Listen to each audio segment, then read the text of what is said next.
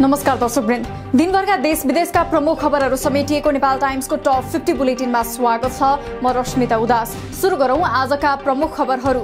52 जना संवैधानिक पदाधिकारी नियुक्ति सम्बन्धी बुधबारदेखि हुने भनिएको सुनवाई स्थगित। राष्ट्रपति कार्यालयबाट सक्कल फाइल नआएपछि सुनवाई स्थगित भएको सर्वोच्च अदालतका एक अधिकारीको भनाई।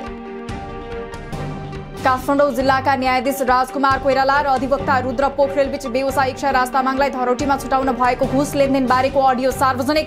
न्यायाधीश कोइरालालाई 45 दिन काम गर्न रोक, छानबिन गर्न 3 सदस्य समिति गठन।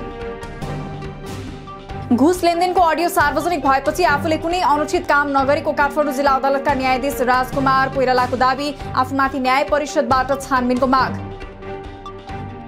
न्यायाधीश अडियो प्रकरणबारे छानबिन गरी कारबाही गर्न बार एसोसिएसनको माग। नागरिकको आस्था र धरोहरको अन्तिम केन्द्रको रूपमा रहेको न्यायपालिकाबाटै अवांछित, अमर्यादित र अनुचित कार्य हुनु निन्दनीय रहेको ठहर। रवि लामिछानेको राष्ट्रिय स्वतन्त्र पार्टी दर्ता नगर्न माग गर्दै निर्वाचन आयोगमा उजुरी। पार्टीको नाममा स्वतन्त्र शब्द हटाउन माग। स्वतन्त्रको नाममा पार्टी गठन गर्नु भनेको स्वतन्त्र उम्मेदवारीमा भ्रम र अन्योल उत्पन्न गराउनु रहेको जिकिर। कुनै पेशा वा व्यवसायमा सफल हुँदैमा राजनीतिक योग्यता नहुने एमाले महासचिव शंकर पोखरेलको तर्क। राजनीतिमा योग्य हुन त्यसैमा समर्पित हुनुपर्ने उल्लेख। सरकारले जेल हाले पनि आफ्नो गाडीमा इम्बोस्ट नम्बर प्लेट जडा नगर्ने एमाले नेता भीम रावलको अडान। इम्बोस्टकै विषयमा छलफल गर्न बोलाइएको समितिमा भौतिक पूर्वाधार मन्त्री रेणुकुमार यादव बिना जानकारी अनुपस्थित। आफ्नो पार्टीले निर्णय गरे अनुसार तत्काल मन्त्री हेरफेर गर्न प्रधानमन्त्रीलाई एकीकृत समाजवादीको दबाव। मन्त्री हेरफेर गर्ने निर्णय तुरुन्त कार्यान्वयन गर्न दबाव दिने निर्णय पार्टीको सचिवालय बैठकले गरेको नेता झलनाथ खनालको भनाई। राजनीतिक दलका नेताहरू सत्ता र गठबन्धनको गणितीय खेलमा लिप्त हुँदा महँगी बढेर जनता मारमा परेको जसपा अध्यक्ष डाक्टर बाबुराम भट्टराईको भनाई। गठबन्धनको खेलमा लाग्ने तर अर्थतन्त्र र मूल्यवृद्धिको गणितमा अनिच्छुक रहनु विडम्बनापूर्ण रहेको जिकिर। पालिका चुनावको खर्च विवरण पेश नगर्ने उम्मेद्वारलाई कारबाही गर्ने निर्वाचन आयोगको चेतावनी। विवरण बुझाउने र नबुझाउने उम्मेद्वारको विवरण तयार पारेर कारबाहीको सिफारिस सहित आयोगमा पठाउन निर्देशन। असार 15 मा धान दिवस भएको र खेतीपाती गर्ने मुख्य समयमा बैठक राख्न उपयुक्त नहुने भएकाले माओवादी केन्द्रीय समितिको 15 असारलाई तोकिएको बैठक फेरि सार्ने बारे सल्लाह भइरहेको तर कुनै निर्णय नभएको मुख्य सचिव श्रीराम ढकालको भनाई। सरकारले ऊर्जाको व्यवस्थापनमा चासो नदिए देश भयावह अवस्थामा पुग्ने आयल निगमका कार्यकारी निर्देशक उमेश प्रसाद थानीको चेतावनी। अहिलेको विद्युत महसुललाई घटाएर नागरिकलाई विद्युतीय सामग्रीको प्रयोगमा प्रोत्साहन गर्नुपर्ने जिकिर।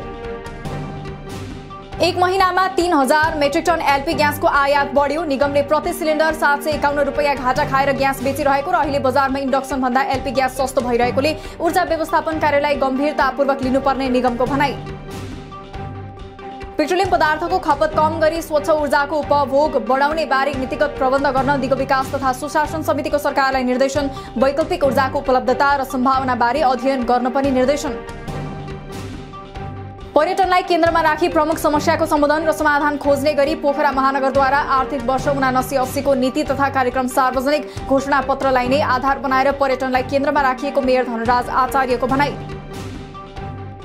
भूतपूर्व गोर्खाहरूको समस्या समाधानका लागि बेलायती मन्त्रीले मंगलबार बेलायतका लागि नेपाली राजदूतलाई भेटे। मुद्दालाई अघि बढाउन दुवै पक्षले गर्नुपर्ने आवश्यक गृह कार्य र बहुपक्षीय छलफल एवं वार्ताको मिति तोक्ने लगायत विषयमा भेटघाट केन्द्रित। बलात्कारको घटनामा कडाभन्दा कडा कानून बनाउनु पर्नेमा सांसदहरूको जोड। 10 वर्षभन्दा कम उमेरका बालिकालाई बलात्कार गर्नेलाई मृत्युदण्ड दिनुपर्ने माग। नाबालिकाको हकमा 18 वर्ष पुगेपछि कम्तीमा 5 वर्षसम्म हदम्याद राख्नुपर्ने जिकिर।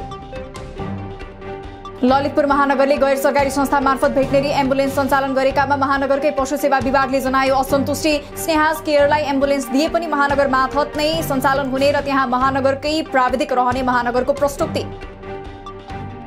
अनिश्चितकालका लागि उडान रोक्ने पूर्व घोषणाबाट वायु सेवा सञ्चालकहरू पछि हटे। सरकारले पक्राउ गरी कारबाही गर्ने भन्दै इजाजत नै खारेज गर्नेसम्मको तयारी गरेपछि वायु सेवा सञ्चालकहरूले आजबाट आन्तरिक उडान रोक्ने निर्णय फिर्ता लिए। पेट्रोलियम पदार्थको मूल्य वृद्धिको विरोध गर्दै एमालेको विद्यार्थी संगठन अनिरा सोभियको त्रिवी जिल्ला कमिटीद्वारा त्रिवी केन्द्रीय क्याम्पसमा प्रदर्शन। मूल्य वृद्धि फिर्ता गर्न माग गर्दै मुखमा कालोपट्टी बाँधेर सांकेतिक विरोध। रासायनिक मलको अभाव र पेट्रोलियम पदार्थमा भएको चर्को मूल्य वृद्धि विरुद्ध माइती गरमण्डलामा किसानहरू प्रदर्शनमा उत्रिए। किसानलाई तुरुन्त मल बिउको व्यवस्था गर्न माग गर्दै पम्पलेट सहित प्रदर्शन। मूल्यवृद्धिको विरोधमा धनगढीकै कैलालीमा एमाले सम्बद्ध अनेरा सोभियु र राष्ट्रिय युवा संघ नेपालका कार्यकर्ताहरूले सरकारी गाडीहरूको चाबी खोसे। धनगढी उपमहानगर प्रदेशसभा सचिवालय, पूर्वाधार विकास मन्त्रालयका गाडी र 25 सरकारी मोटरसाइकल नियन्त्रणमा। स्वास्थ्य बीमा गरेका नागरिकको उपचार रकम सरकारले असार 20 गतेसम्म भुक्तानी नगरे उपचार सेवा बन्द गर्ने बीएनसी र नोबेल मेडिकल कलेजको चेतावनी। आफूहरूलाई बन्द गर्न सरकारले बाध्य बनाएको आरोप। देशभर 27 जिल्लामा असार 9 गतेदेखि 15 गतेसम्म कोभिड विरुद्धको खोप अभियान सञ्चालन हुँदै 5 वर्षदेखि माथि 12 वर्षभन्दा कम उमेरका बालबालिकालाई लक्षित गरेर अभियान सञ्चालन। खोप अभियानका लागि अभिमुखीकरण तथा तालिमका लागि वीरगञ्जभन्दा बाहिर नलगिएकामा पर्साको वीरगञ्ज महानगरपालिकाका स्वास्थ्य कर्मीद्वारा असन्तुष्टि व्यक्त। खोप सञ्चालन गर्दा सेवा सुविधा नपाएको गुनासो, तालिम बहिष्कार गर्ने चेतावनी। काठमाडौँमा थप 2 जनामा हैजा पुष्टि। हैजा दूषित पानी वा खाद्य पदार्थ सेवन गर्दा सर्ने र संक्रमण भएको 1 घण्टादेखि 5 दिनसम्म लक्षण देखिने, छिटो फैलने रोग भएकाले खानपानमा ध्यान दिन चिकित्सकको सुझाव। काठमाडौँमा देखा परेको हैजाको रोकथाम तथा नियन्त्रणका लागि जिल्ला जनस्वास्थ्य कार्यालय काठमाडौँद्वारा छानबिन टोली गठन। काठमाडौँमा पुष्टि भएको हैजाको कारण पत्ता लगाउन पनि टोलीले काम गर्ने। फरक नम्बर प्रयोग गरेर धेरै फारम भरेको पाइएपछि अब सवारी लाइसेन्सका लागि एउटा मोबाइल र नागरिकता नम्बरबाट एउटा मात्रै आवेदन भर्न सकिने। त्रुटि भए नजिकको यातायात व्यवस्था कार्यालय गई आफ्नो विवरण पुनः भर्न अनुरोध। सेवा सुविधामा विभेद गरेको भन्दै 7 बुँदे मागसहित रोल्पाको जलजला बहुमुखी क्याम्पसमा कार्यरत प्राध्यापक तथा कर्मचारीहरू 1 महिने आन्दोलनमा उत्रिए। असार 7 गतेदेखि कालोपट्टी बाँधेर काम सुरु गर्ने र सुनवाई नभए तालाबन्दी गर्ने सम्मका कार्यक्रम सार्वजनिक। लुम्बिनी प्रदेश सरकारले स्वास्थ्य राज्य मन्त्री विमला ओलीमाथि छानबिन गर्न गठन गरेको कार्यदलद्वारा काम सुरु। आज मीना भण्डारी बस्नेतको घर र स्थानीय प्रहरी कार्यालयमा गएर घटनाबारे सोधपुछ। मोरङ मिक्लाजुङमा घटनाबारे कसैलाई सुनाए मारिदिने धम्की दिने पीडकको डरले मौन बसेकी 14 वर्षीय बालिका गर्भवती भएपछि बलात्कारको घटना बाहिरियो। घटनाको अभियुक्तको खोजी र अनुसन्धान जारी। लागु औषध दुर्व्यसनमा परेकाहरूलाई चिकित्सकको सिफारिस बिना औषधि बेचबिखन गर्ने फार्मेसी सञ्चालक सहित 4 जना काठमाडौँका विभिन्न स्थानबाट पक्राउ परेकालाई थप अनुसन्धान तथा कारबाहीका लागि औषधि व्यवस्था विभाग पठाइयो। जिल्ला प्रशासन कार्यालय धनुषामा कार्यरत नायब सुब्बा गणपति झाले जागिर अवधिमा 4 करोड 78 लाख बढी कमाएको खुलासा। आम्दानीको स्रोत नखुलेको भन्दै अख्तियारद्वारा झा विरुद्ध विशेष अदालतमा भ्रष्टाचार मुद्दा दायर। अन्तर्राष्ट्रिय कल बाइपास गरेको आरोपमा पर्साको वीरगञ्जबाट भारतीय नागरिक इरफान सुफियान खान पक्राउ। घरमा छापामारी खानलाई voice over internet protocol call bypass गरिरहेको अवस्थामा विभिन्न सामग्री र उपकरण सहित नियन्त्रण। सप्तरीको हनुमाननगर कंकालिनी 1 स्थित कोशी ब्यारेजबाट मिनी ट्रकमा लोड गरिएको 7वटा बोरामा बाँधिएको अवस्थामा 175 केजी गाँजा बरामद। फरार रहेका ट्रक चालक र सहचालकको खोजी जारी। आज प्रदेश 1 र बागमती, मधेस र गण्डकी प्रदेशका थोरै र बाँकी प्रदेशका केही स्थानहरूमा मेघगर्जन चट्याङसहित वर्षा। पहाडी भूभागमा भूक्षय, पहिरो तथा गिगरान बहावको जोखिम। पानीको सतह बढ्न सक्ने भएकाले सतर्कता अपनाउन अनुरोध। काठमाडौँ उपत्यकामा खानेपानीको समस्या समाधानका लागि वैकल्पिक रूपमा मकवानपुरमा रहेको सिस्नेरी खोलाको पानी आपूर्ति गर्ने आयोजनाको पूर्व सम्भाव्यता अध्ययन सम्पन्न। मेलम्चीको विकल्पमा यो आयोजनालाई अघि बढाउने तयारी। रामायण सर्किटमा सञ्चालन हुने भारतीय रेल बिहिबार नेपालको धनुषाको जनकपुर धाम आउने। भारत गौरव पर्यटक रेलमा करिब 500 भारतीय पर्यटक रहने। पर्यटकले जनकपुर धामका विभिन्न धार्मिक स्थलको भ्रमण गर्ने। क्रसर उद्योगको मापदण्ड संशोधन गर्ने सरकारको निर्णय तत्काल कार्यान्वयन नगर्न सर्वोच्च अदालतद्वारा अल्पकालीन अन्तरिम आदेश जारी। घनाबस्ती र वन क्षेत्रको 2 किलोमिटर र राजमार्गको 500 मिटर दूरीभित्र क्रसर सञ्चालन गर्न नपाइने। आयात बराबरको विदेशी मुद्रा ल्याउन नसके नेपाल पनि श्रीलङ्काकै अवस्थामा पुग्न सक्ने राष्ट्र बैंकका गभर्नर महाप्रसाद अधिकारीको चेतावनी। मौद्रिक नीति जादुको छडी नभएको जिकिर। गएको वर्षको मौद्रिक नीतिले केही क्षेत्रमा असर परेको स्वीकार।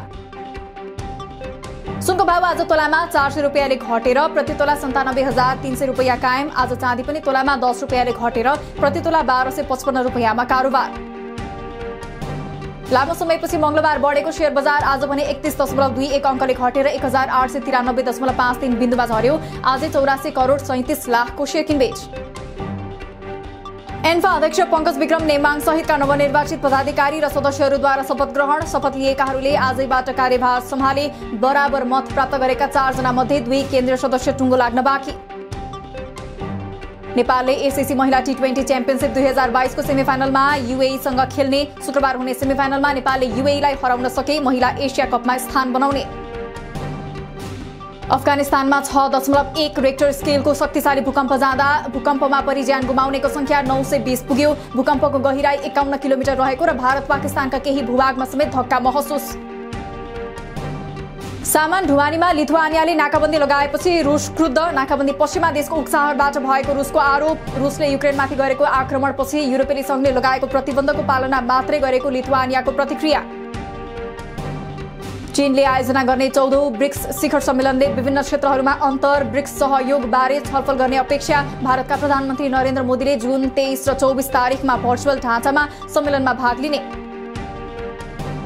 भारतको महाराष्ट्र राज्यका मुख्यमन्त्री उद्धव ठाकरेको सरकार सङ्कटमा। आफ्नै पार्टीबाट मन्त्री बनेका एकनाथ सिन्धेले दर्जनौं सांसद लिएर हिँडेपछि गठबन्धन गरी सरकार बनाएका ठाकरेलाई सरकार जोगाउन मुस्किल। भाजपाले अपरेसन लोटस चलाएको आरोप। रेलवे कामदारहरूको मागको विषयमा छलफल गरी सम्झौता गर्न आफू तयार रहेको बेलायती प्रधानमन्त्री बोरिस जोन्सनको प्रतिक्रिया। रेल र लन्डन भूमिगत स्टेशन मंगलबार बिहान बन्द भएपछि मानिसहरू वैकल्पिक मार्ग खोज्न बाध्य। र भारतको सत्तारूढ दल भाजपा र एनडीए गठबन्धनबाट द्रौपदी मुर्मू राष्ट्रपतिको उम्मेद्वार बन्ने। दिल्लीमा बसेको बैठकले आफूलाई उम्मेद्वार बनाएको जानकारी टेलिभिजन मार्फत मात्र थाहा पाएको र आफू आश्चर्यचकित र खुशी भएको प्रतिक्रिया। दिनभरका देश विदेशका प्रमुख खबरहरू समेटिएको नेपाल टाइम्सको टप 50 बुलेटिन अहिलेलाई सकियो। हामी भोलि फेरि टप 50 समाचारका साथ उपस्थित हुने नै छौं। नेपाल टाइम्सको युट्युब च्यानल सब्स्क्राइब गरिदिनु भएकोमा र फेसबुक पेज लाइक गरिदिनु भएकोमा धन्यवाद। ताजा खबरहरू नेपाल टाइम्सको अनलाइन पोर्टल www.nepaltimes.net मा पनि गएर हेर्न सक्नुहुनेछ। नेपाल टाइम्स हेर्दै गर्नुहोला। नमस्कार।